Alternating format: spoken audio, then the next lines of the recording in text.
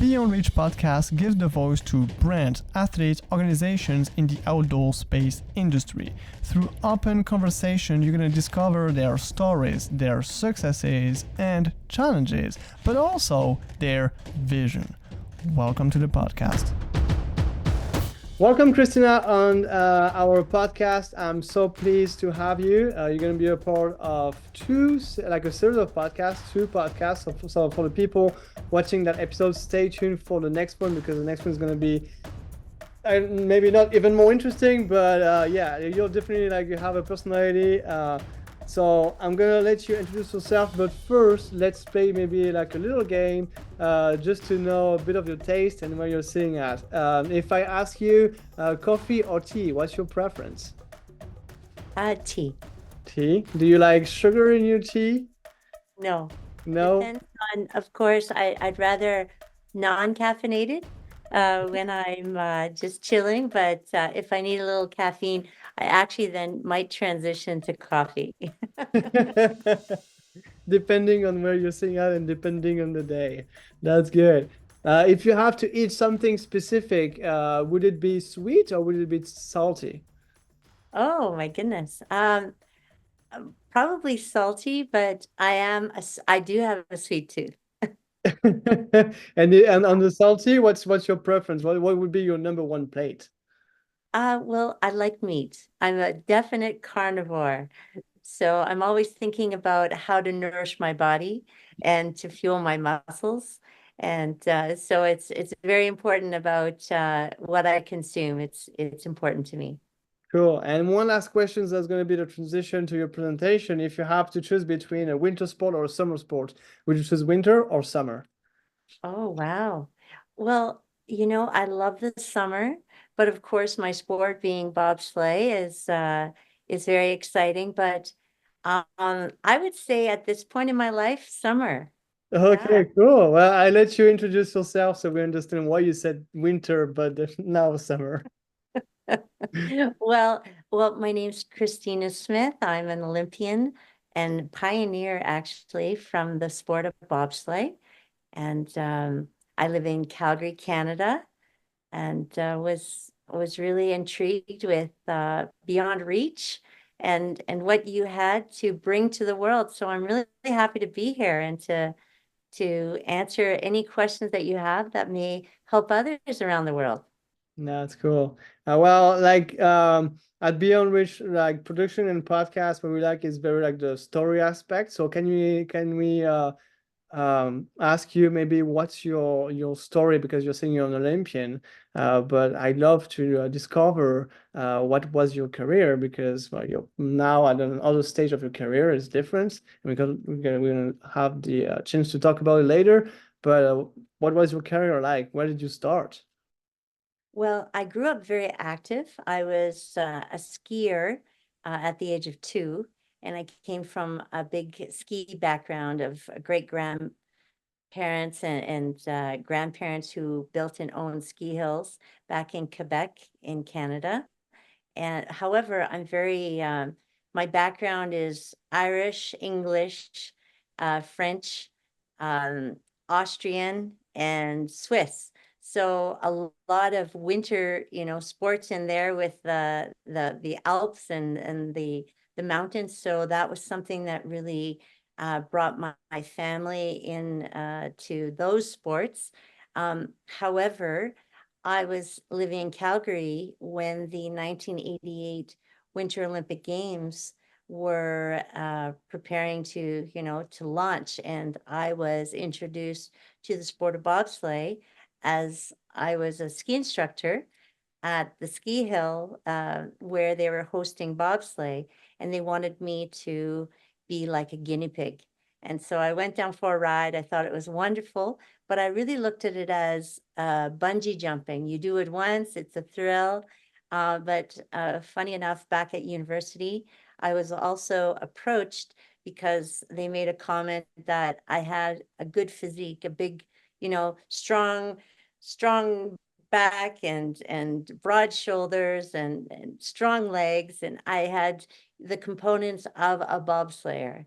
And it was something that I never in a million years would have thought of doing.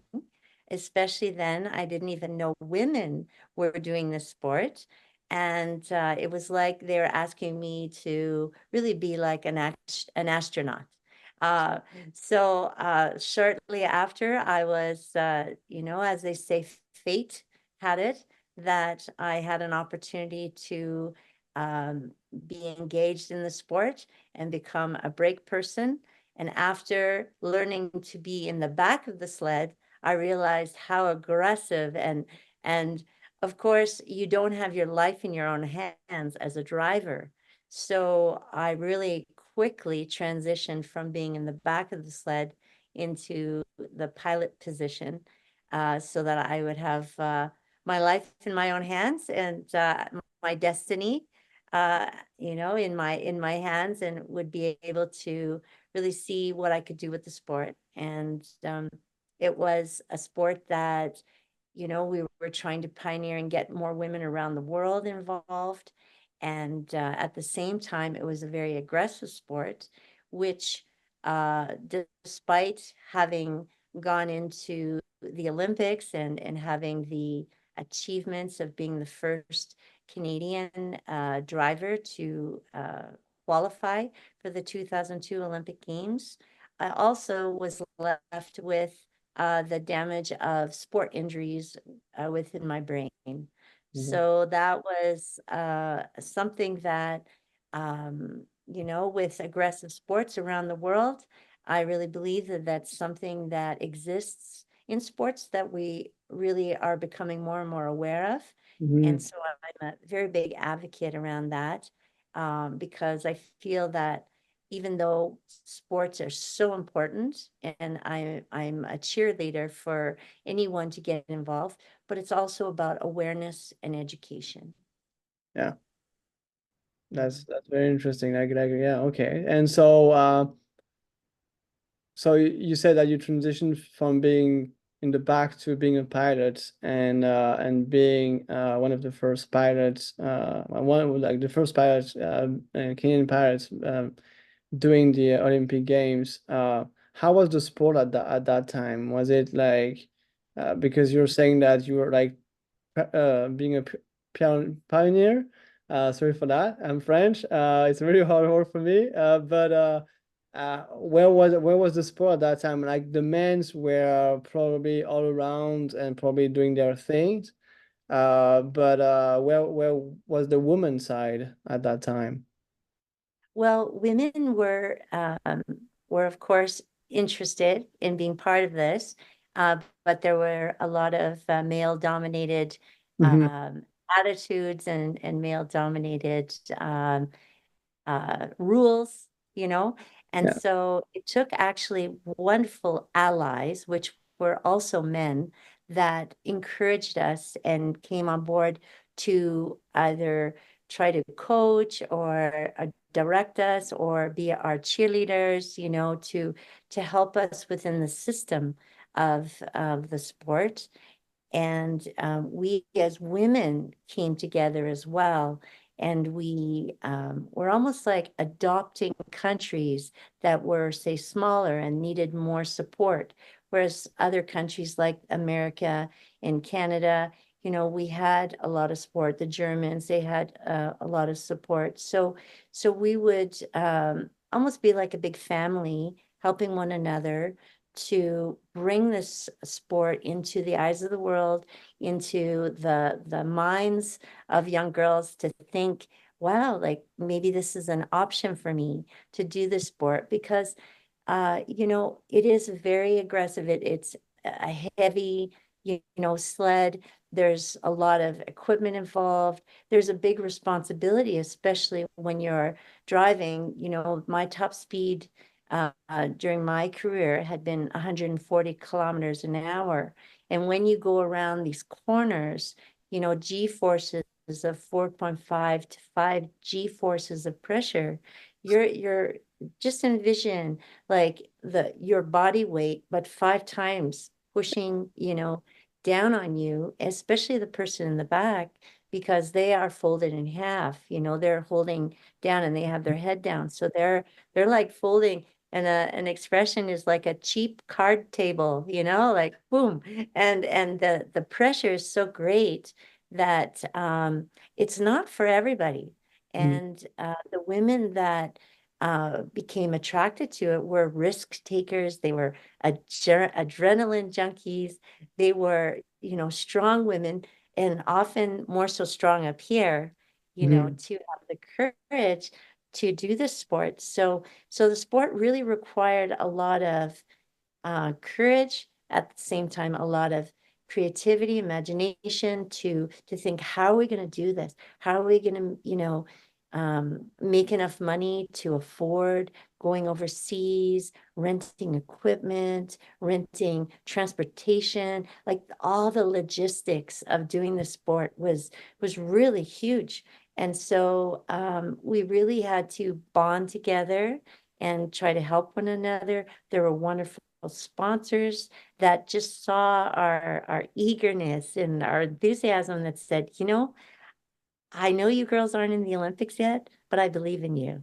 And so it was really a beautiful time in life Mhm. that, you know, we really learned how to dig in our heels and work hard. However, you know, now when you look back and when everything is in place and there's, you know, a federation, a program, you know, coaches, sponsors, you know, money, all these things inside. Often the ones that are in the program don't realize what happened to get there. Yeah. And it really comes down to a lot of sacrifices, but there was a willingness to make those sacrifices. So it's, I think if anything, it's so important that we continue sharing the stories of Mhm. what we went through, so that the, you know, the next generation of women, and just in general, you know, the world can know what went into building a sport, you Yeah. know, from the beginning. And yeah, I think it's, I get a little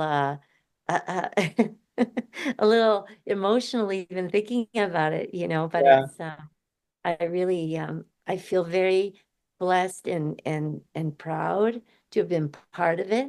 And I just am so grateful for those that believed in us. Yeah. It's interesting what you're saying about like sharing the stories, because like we are filming like all about stories, and especially this week we are down in Florida, and one of the event organizer, Travis Suit, he's the founder of Pipers and Girls Foundation, and he has like this crossing called a crossing for cystic fibrosis. And so I did an interview with him, and he said that it's crazy the amount of time I'm sharing my story. I didn't think I had to repeat my story all the time, but the fact that I'm doing it is amplifying the momentum with the community, and is amplifying the action of the foundation. And so same thing you said, like story is something that needs to be told to people, but you need to repeat it and repeat it and repeat it, and all the time. You like, it's not like one time isn't enough. So it's very funny that you're saying that. How much time did it, like you're saying that, so you did all that, but how much time did it take to go where you wanted to be, even though it's like it's still evolving, I suppose. But how much time did it take? Well, I started in 1992, and it was 2002 that we became an official Olympic event at those Salt Lake City Yeah. Olympic Games.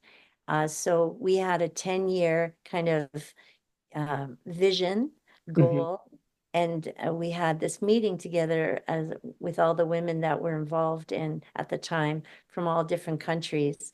And I remember us, you know, speaking about, well, we made this commitment of 10 years, but we didn't know where it was going to be. We didn't know really how we were going to get there, but Yeah. we had the passion and the drive and the commitment, you Hmm. know, vision to make it to an Olympic Games.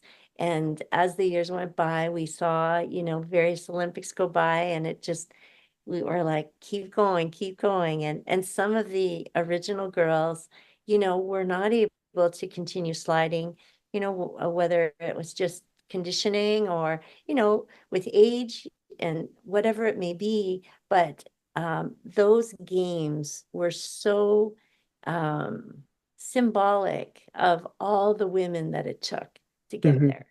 Yeah. And not just the women that were there. It was really about, the legacy and the pioneers that were part of the development. So I think the first games were, I would say, one of the most important. And of course, I didn't win a medal. I came in ninth with my partner, Paula McKenzie. However, I felt like I had won a medal, because of the achievement of actually being part of, the first group, and to have made it to the Olympics with women's bobsleigh. So it was something that I'll cherish forever. And I also am so grateful for all the women that were that pushed me, that, challenged me, that made me stronger, faster, higher, stronger, as they say. And yeah, it's very, very special. In terms of so there's also that always that challenge when you're an athlete to you're a competitor, you enjoy your sports, you enjoy what you're doing, but there's always that money side that is always here, because you need to afford your lifestyle. And if you're having a family, you need to be able to be stable enough to have kids and all that. How did it go about it? You started in 1992. You probably had a job at that time, and probably had a job for like a long period of time until you went to the Olympic Games. And then maybe you got paid. But how all this happened? Where did you start, and how did it evolve over time? Right. So it was very iconic the year that I started, because it was actually the year that Cool Runnings was being filmed, which is the Jamaican bobsleigh movie. And so I was very fortunate to be in that movie. And however, women were, of course, not Olympians in or athletes in the movie, because we weren't in 1988 Olympic. So to this day, I still say we need to have a cool women's, Cool Runnings for Women movie to really show that first Olympic experience for us. However, the the journey that I went through may not be as typical to other athletes, because I was very fortunate that I had a wonderful family life with, my parents, and I was able to actually stay at home and have a roof over my head, food on the table. I mean, my parents were just so supportive of me. And however, I still, had a job, to make sure I had gas in my car, and I was able to, afford my sliding sports and my education. I was finishing university at the time.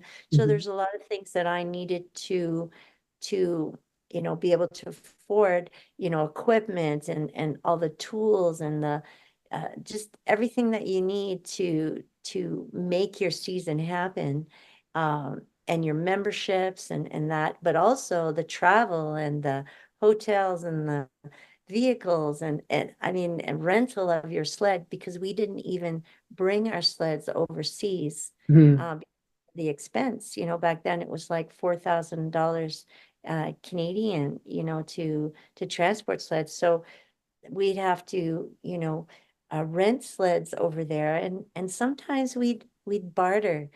Bartering was a big thing, of our career. We were, exchanging smoked salmon or maple syrup, or I remember one of the agreements I had was, if I bought a Swiss watch when I went to, St. Moritz, Switzerland, and brought it back for, the man that I was renting my equipment from, then he would give me use of his sled.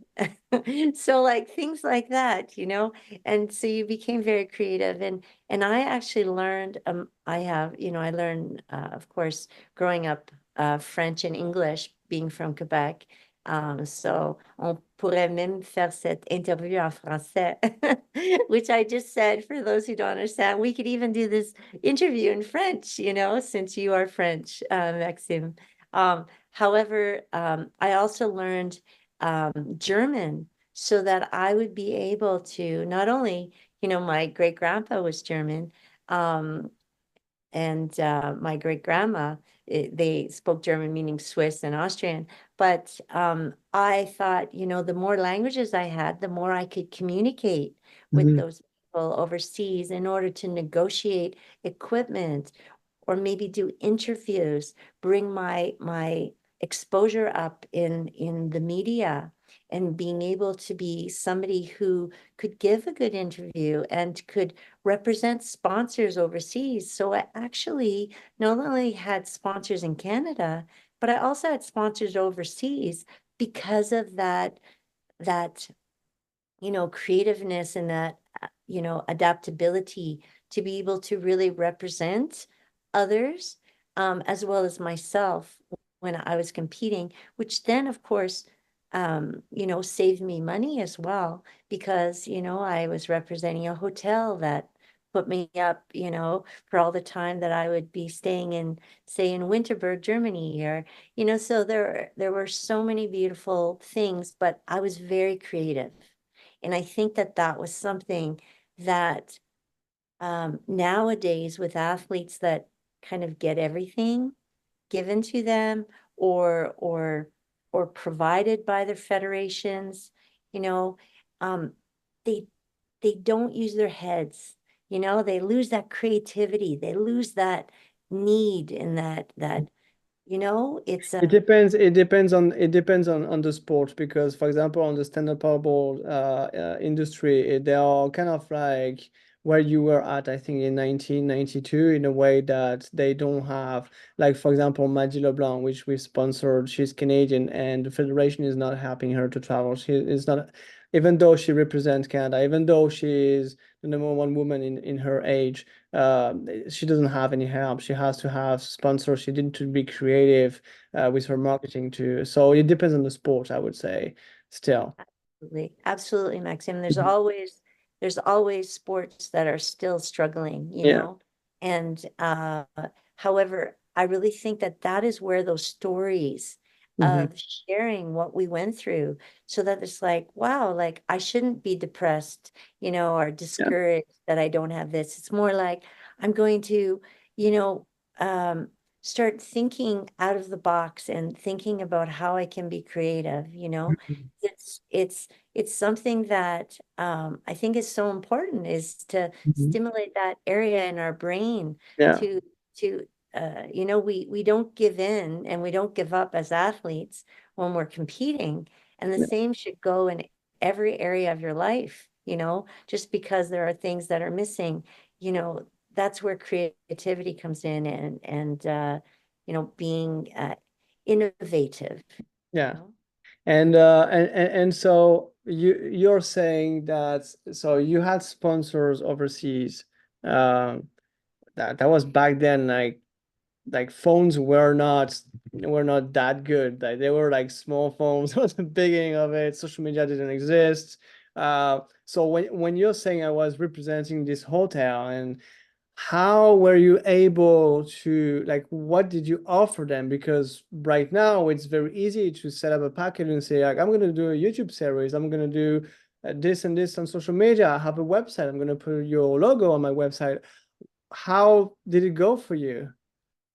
Well, for one thing, having that extra language to be able to do interviews, Hmm. also having, you know, I had different properties on myself, whether it was a baseball cap, because the federation or say well, I should say that came more so later in our career when we became an official Olympic sport. Hmm. We were not allowed certain areas on our speed suits per se, and also our bobsleighs. Whereas when we were first starting, we could have like a bobsleigh looking like Formula One, you know, like stickers everywhere. We can, like, you know, sticker on our heads, our faces. Like we were just, we, this was our property, you know, our whole bodies. And so it was I think if anything, we had, the equipment, we had ourselves, we had our personalities, we had our abilities, like our different languages to speak. And I was a little bit different to most of the athletes because a lot of the athletes, may not have had other languages. They just had English, Mhm. So I would, if they needed me to translate things, I can translate. And there was another girl that also could translate, you know, and but at the same time, these people that I would know, especially being social and really thinking about embracing the whole experience and Mhm. not just I'm there to compete. I'm also there to network because networking was so important because you don't know who the first person you meet, who maybe they may know, who then know other people. And those other people may be that hotel, owner or that Subaru vehicle dealership that ended up sponsoring me as well. Or, like it was like a treasure hunt. And that I thrive in because I love meeting people.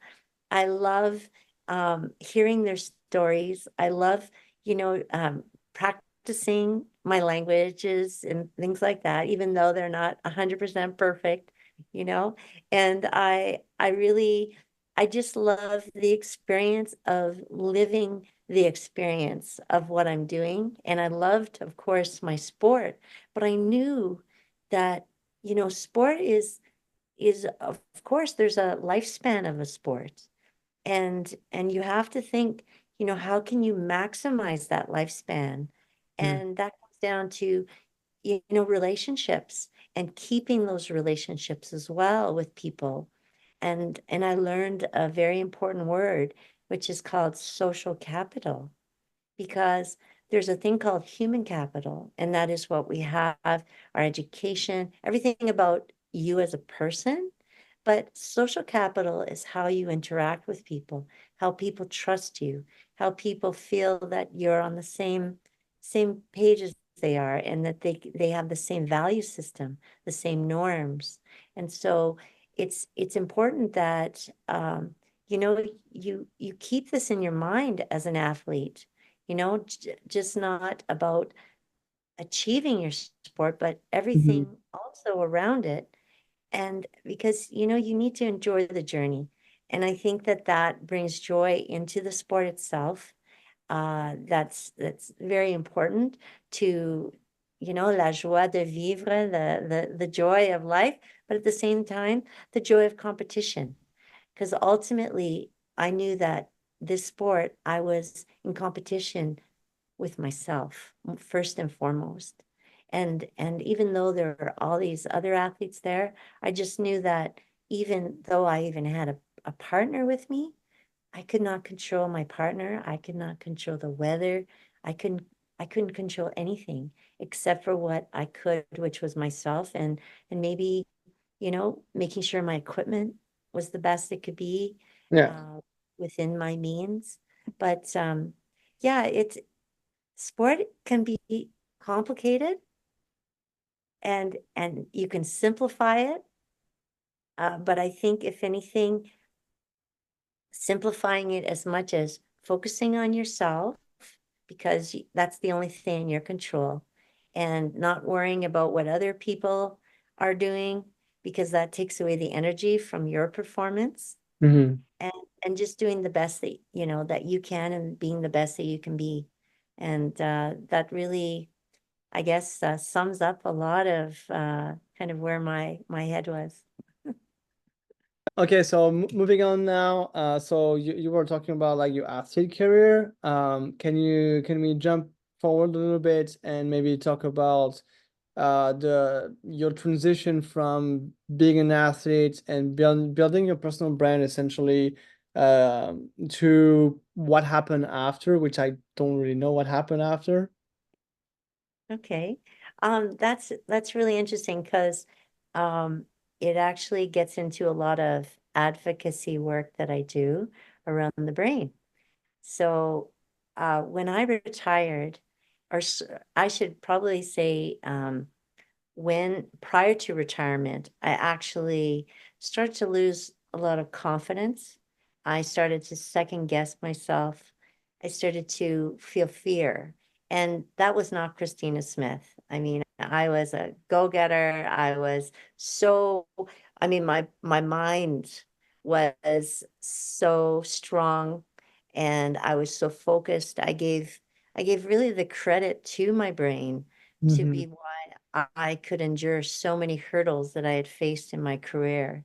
And you know, and I felt that I was weakening in that area. I wasn't having as much emotional regulation. And I was more, um, would could cry very easily, and even though I'm an emotional person, but I it was just not me. And I was a lot of stress and pressure was getting to me. And during my career, at the end of it, prior to the end, I should say, we suffered a death in the bobsleigh community. We had had episodes in the past that had involved, you know, a, a, a female driver flying off the track in Switzerland, with her partner. And, the driver was knocked out. The brakeman ended up with a tree, kind of hugging a tree. And I mean, it was horrible. But it was more like we all knew that we were doing an extreme sport. And you know what? These things don't normally happen. And for myself especially, I just knew that I had so much confidence, so much preparation that had, gone into me as an athlete, that I didn't doubt myself. I knew that, I was who I was and I could execute the way I could. And if I had an error, I could repair it. And then we had another episode in France, that an athlete flew out of the track, two of them, and the driver was in a coma. And the first thing I thought was, I wanted to see what had happened. And I was the first one to say, let me go to the hospital. I'll translate, for the British team, because I know French, like I was all about just, like these things happen. And but it never made me afraid. But it happened again at the end when we lost a German girl that flew out of the track in her sled. And it was horrific, and it really hit me hard. And that's where I felt that I also acquired an injury Mm-hmm. that season, or leading into that season, which prevented me from continuing.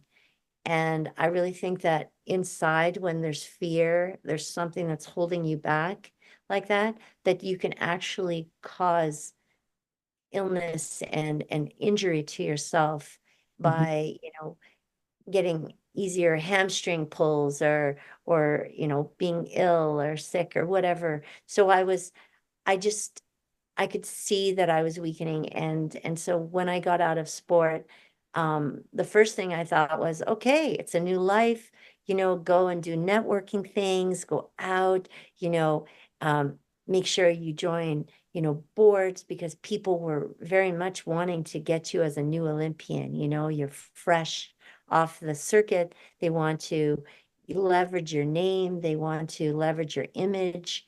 And so I was very much, I understood that. And so I was very open to providing that for nonprofits and charities.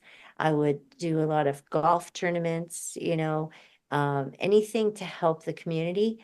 And at the same time, anything to grow this image and this social capital and human capital that I had, that I Mm-hmm. wanted to hold on to, so that I could essentially not put to waste what I had built all those years. Mm-hmm. And that's a really important thing, because you have a window of opportunity when you retire, because you're still in the thoughts and the hearts and the minds of the people that have followed you all these years. And then Yeah. of course, when there's the next generation that comes, you need Mm-hmm. to work even harder to maintain your brand and your image in society. And so I just knew that, you know, if people would need me, I'd be there. And on top of it, I'd say, can I bring you other athletes involved, you know, to get involved with this? So I became really passionate about bringing in other Olympians into my experiences that were doors that I was opening. And I like to share that with my community of Olympians and also NHLers, CFLers, you know, anybody that I felt, you know, had retired and that could still be useful. Because I really believe that we waste a lot of athletes' social capital and their ability to still be useful in the community. And it actually spawned me to do a master's and to focus on the Olympic legacy of Olympians, which is really their social capital, their ability to give back to society and their brand and their image. So anyways, I was really passionate about that. I got involved. I volunteered. I did interviews, whatever it was. Plus, I was also asked to work with NBC TV, which was, you know, a television station in America. And they had me do interviews, and it was actually international interviews, which they didn't realize I had the other languages, but I was able to interview different athletes from different countries of the languages, which I knew, which then gave more value and more color to the athletes that were competing at the 2006 Olympic Winter Games in Torino. And then from there, I went on to being asked to be a commentator with CTV. And they had me do the commentating for women's bobsleigh and bringing color into those athletes, which again helped me maintain my brand, you know, as an alumni and being able to be utilized and leveraged by, you know, the television station as well.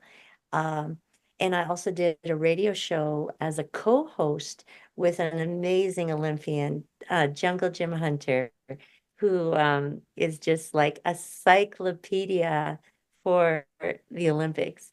And he is just so passionate about sport. And we would interview Olympians, Paralympians, parents, coaches, federations, sponsors, you know, and really bring those stories into the public.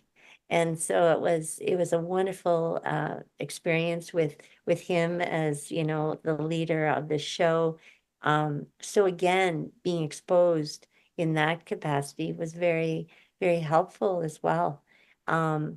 However, I will say that there was a struggle that nobody really knew about that was going on, that it took a lot of energy to get out of bed. It took a lot of energy to get over the anxiety that I was feeling. And I didn't know where that was coming from. And I was also, when I'd meet people, I'd forget, I'd kind of forget their faces. And so I'd reintroduce them again, or myself to them again. Mm-hmm. And they'd be like, oh, we already met at the beginning of the evening, you know? And so there's a lot of embarrassment because I was, you know, I was thinking to myself, am I not paying attention? Am I, you know, like, what's going on? And anyways, and my short-term memory was, I was losing it. I couldn't remember even long-term memory, you know, things. And so I didn't realize until I had gone to an event, which was a brain injury event, that the doctor basically shared with everyone that people may not realize it, but they may have brain injuries and they're walking around, you know, in life unaware that their brain has been injured, whether it be from a fall or a car accident or, you know, hitting their head somewhere, maybe dropped as a baby. And so I started to think, oh my goodness, I think I have a brain injury. So a lot of those symptoms that I had been experiencing, despite this amazing new life that I was leading, I was still struggling in silence with an injury inside my skull that was invisible, and Okay. that I didn't even know I had symptoms that were referring to the areas that I had damaged. So it opened up a new world of myself as an Olympian, to be of use to the world Yeah. as a spokesperson around a topic that is very much a stigma. You know, people don't like to talk about brain injuries because they Yeah. instantly, you know, you're stupid or something is, wrong inside and you're not the same. Yeah. That's correct. There's a lot of things that may not be the same, but there's ways that you can also repair them. And I think it's important to be vulnerable, especially for myself in the position that I feel as an Olympian, to be a spokesperson that is able to be vulnerable, because I've been vulnerable in front of the camera, in front of the world, in my Yeah. sport. I failed, but I've gotten back up many, many times. And I think that that strength and that muscle that I've, you know, developed in myself makes me be able to, to do what I do. Beautiful, beautiful. That was really impressive from you, like to tell all of that and like all the details. Even though you're saying you have like a brain injury, you have a really good memory, that's for sure. So thank you for sharing all that. That's really, really powerful. Lots of things I think that people are gonna love. Okay. May I throw one thing in is Yeah. that the reason why my memory has gotten better is because of the different therapies that I've done. Okay. So I've gone to, first off is a brain map, and the brain map will look at the brain waves in your brain and be able to see where things are firing or not firing, Yeah. or or healthy. And those areas that have been damaged would then pertain to those symptoms within your brain. So you Mhm. then are able to do therapies that are non-invasive, and that actually help the connectivity of those wires and that communication inside your brain.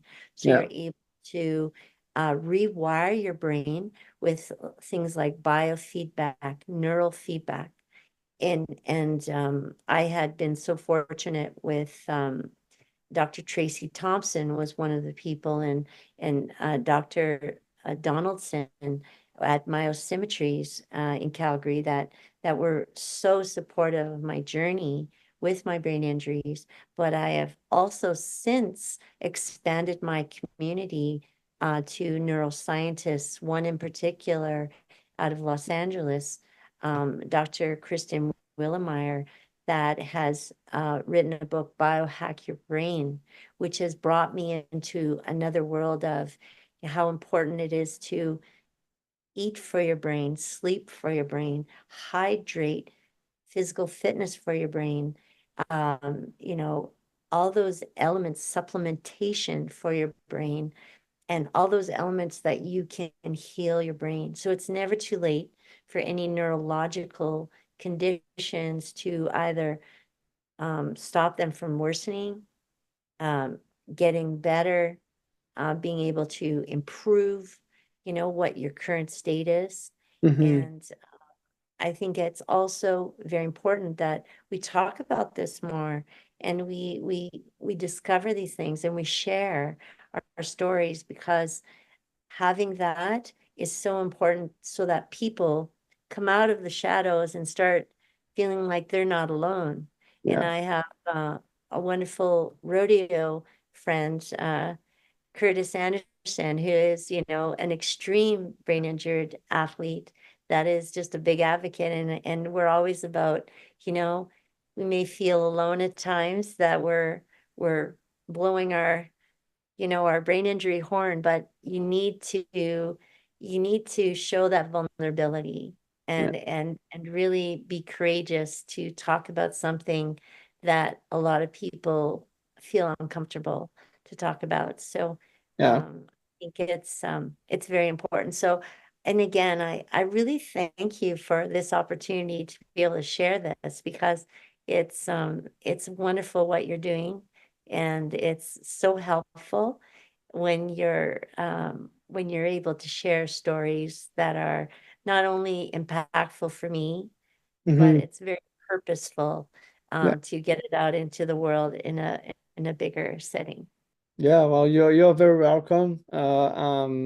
I'm all about. I'm not watching TV. I'm not watching shows. I'm not watching social media, even though we are publishing on social media. But I'm very much just a human, and I love my job because I'm just being myself, and I'm trying to just to find people that are just like me, that they like being themselves, and just want to promote that you can be super simple. You don't need to jump into those like trap of like societies and what the society is bringing to our face. So you're very welcome. It's just the beginning. So, but thank you very much for your comments, and thank you very much for all that story. It's very very very interesting, and I'm more than happy to have you on the podcast today. What I didn't want to say, because there's so many things. What I wanted to say that, well, first, I think it's good that you did fight for bobsleigh first, and then because now you have all like experience of like you can relay on what you experienced before, and do kind of like a replica of what happened, but now with brain injuries and doing all that advocacy around it. So I think it probably did help, and for sure did help, uh, because you already have the passion. My last question is just to tease for the next episode, so we're gonna cut it here. But you were saying, you said it 2 times, that you need to advocate to let people get out of the shadow, and so I just want to make a little link without saying too much about Enhance.org, which is like basically helping athletes to get out of the shadow and try what you call Enhance products. So can you tease us for the next episode without telling too much, because I know you're talkative. So can you just tease us a little bit? A little bit. Sure. So with my background with being a natural athlete, I was headhunted, but the big intrigue for why I was targeted was not only because I was an Olympian, or am an Olympian, but also because of my passion for science, and it was natural science. And what this company had approached me with was that they wanted to bring science and sports together into a community that would bring not only natural science out into the open, but also pharmaceutical science. So everything that, say, the World Anti-Doping Agency bans, that we would have an open platform for performance enhancements. And that's it. So That's it. Don't go too far. Don't go too far. Okay. We'll so talk about it more am I allowed detail. to say the company? Am I allowed to say the name of the company? Sure, if you want. Yeah. So Enhanced.org is the company, and we are all about featuring the enhanced games, and I'll just leave it at that. Yeah, exactly. That's perfect. And for the ones that are watching and might be interested, you have a link below. Just click on enhance.org and you can check it out in the meantime. And if you're watching this a little bit later, the episode is probably released, so you can go watch the episode about enhance.org and all the details. It's going to be just about that. Now you know the story of Christina. Well, thank you very much for your time. Thank you very much for all the details and your experience as an Olympian, as I think it's very useful to people, even people that are not necessarily like people that are doing sports, I think is interesting because I've never saw an interview like that and with that many details. Plus it's bobsleigh, so it's even more interesting because it's not like it's a famous sport, but it's not necessarily like the sport, I would say, depending on the country and where you are. But yeah, so thank you very much for all that. Oh, my pleasure. Thank you so much for having interest. Thank you. And for the one listening and watching, we'll see you in the next episode. I'll let you watch the rest of the episode that we have also on Beyond Wish Production podcast and all the different stories that we have on the website and on YouTube channel. I see you very soon, and yeah, thank you.